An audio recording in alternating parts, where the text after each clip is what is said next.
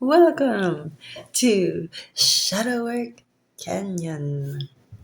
This like crazy visualization of shadow work. I mean, shadow work is so important. It's an intuitive process, but like not everybody's intuitive, yeah. So let's like use a visualization. And this is totally what it is. Shadowork Canyon. Okay, the fan is making me dizzy. So it's hard in Texas. It's August. Okay.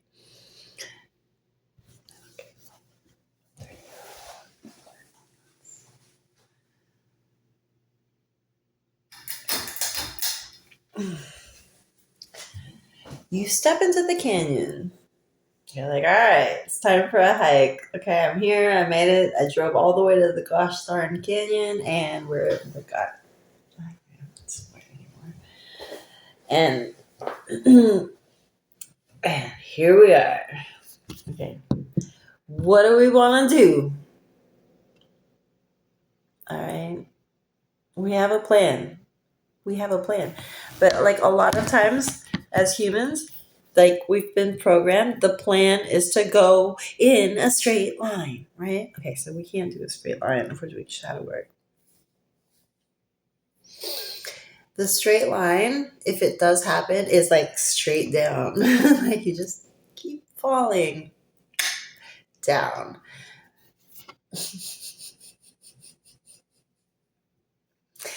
But what do we do until we're ready to fall down? And you fall when you're ready. And it's like the calling of the divine saying, okay, that's the shadow that's going to do you best right now.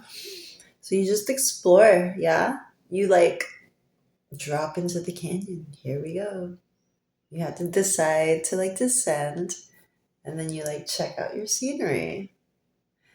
And you have shadows, you have peaks, you have valleys. Do you want to go into this crevasse? Do you want to just continue on the path of least resistance? You know, because there's probably have been a body of water that carved out that's what a canyon is, right? So you just follow the path of the water. Or are you going to like go on a side journey? Like, oh, what's over here? Oh, something over here has caught my eye. And it's all about letting something catch your eye. Letting something catch your eye, right? And in real life and in real time, that whole idea of letting something catch your eye is just what has triggered you, right? Do we live in a state of always being triggered? Because then that's when you need therapy. That's when you need somebody to like help you over the threshold. But like, if you know what a state of peace is, and then somehow something comes in to disturb that peace, you have to like pounce on it and be like able to maybe just discern it. And this is also the word, the sovereignty word. If you have practiced enough sovereignty, enough like meditation, guys, meditation is different than prayer. That's important. Shall we talk about it? Yeah, it's different from prayer. Um, because prayer, like, it bites the ego really easily. Okay, so meditation is the practice of honoring and recognizing the ego.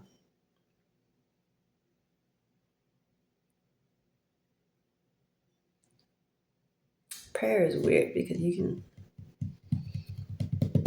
can start to talk to yourself and think that like that's God. So meditation is a good idea. Prayer is great. Yeah, you have to set your intentions, and that's it. That's the active portion. What am I talking about? Okay, so shadow work is a good idea. A great visualization is dropping into the canyon and like just exploring. It's like kind of doing like a, people do this, right? Like you like get in this like deep dive on the internet and you're like, oh, but this, and then this, and then that. Oh, what does this mean? Um, Drop into the canyon. Start to notice what catches your eye. Follow it. Follow your curiosity. Because that's your divine creator. Like, am I in a mirror? Check it out. Check it out. This is for you. This might do you some good. Check that out. Check that out. There's no wrong answer or right answer.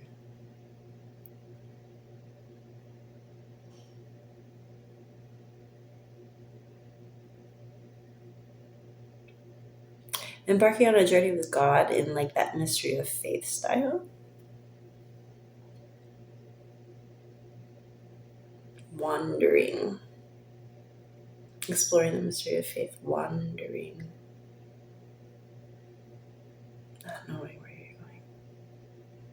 Not knowing. Oh, complete loss of control. Shadow work. It's like the opposite of the ego.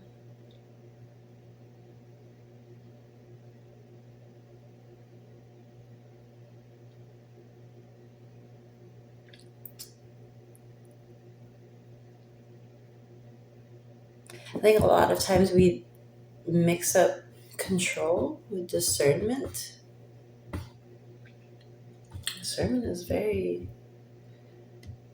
valuable. Discernment and sovereignty can sometimes morph into this weird thing where we can control. It's good to control. It's great. That is a good thing.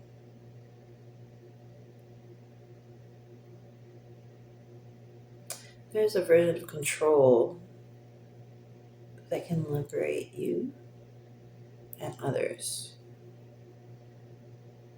There's a version of control that is the exact opposite.